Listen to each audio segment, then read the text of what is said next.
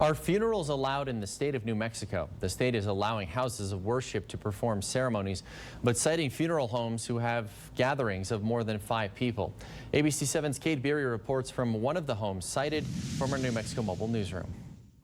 The owner of Getz Funeral Home in Las Cruces said he was not only fined for having one funeral on Friday, but had to cancel 2 others or risk jail time.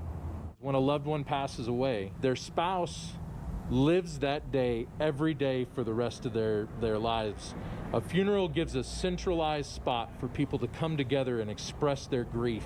The general manager of Getz Funeral Home said state police issued a cease and desist order 13 hours before the scheduled service for Tom Mobley, a well-known rancher who died of COVID-19, according to his obituary. They had received a complaint from an elected official. Because it was so close to the service, Getz did allow the family to hold it at his business, but canceled 2 others for the next 2 days. He also required masks and social distancing. 2 hours after the service, 2 state police officers showed up at his property, citing the general manager for violating New Mexico's public health order by holding a public gathering with more than 5 people. We don't mind doing what we're asked. We just ask that it goes across the board. ABC 7 obtained this video of the parking lot at La Paz Graham's funeral home in Las Cruces.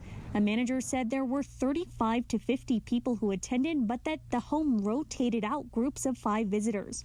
Under our assumption, we were covered under houses of worship because we are having a religious service as a burial. The governor's office disagrees. A spokesman sent this statement, which reads in part, quote, "Funeral homes are not places of worship. They never were." This business owner informed the Department of Health that he would not cease and desist from holding a mass gathering event and from encouraging interstate travel with guests from El Paso in violation of the state's mandatory quarantine requirements. And so the public health order has been amended to clarify that for him.